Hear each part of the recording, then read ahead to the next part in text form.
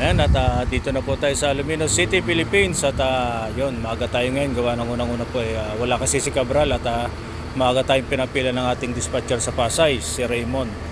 At sa pagpila naman natin, maaga naman tayong napuno. Kaya nakaalis agad tayo ng mas maaga sa inaasahang oras.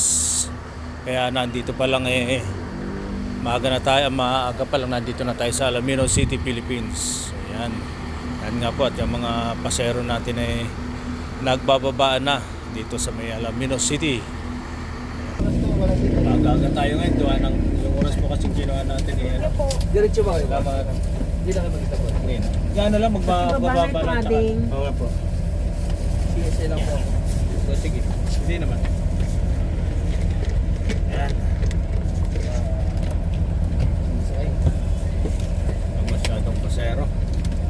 Kasi Saturday yung passenger.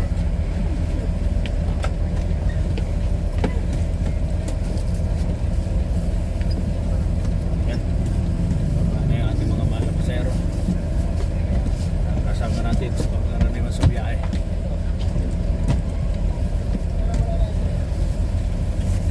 Dito pasok niyo po. Hindi na po.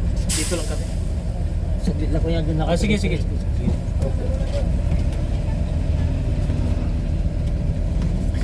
Ayan. Ayan, dito na tayo mga kagulong. Ayan. Ayan.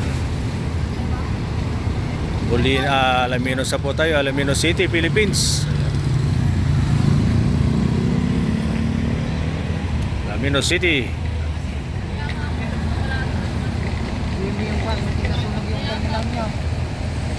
Kailan?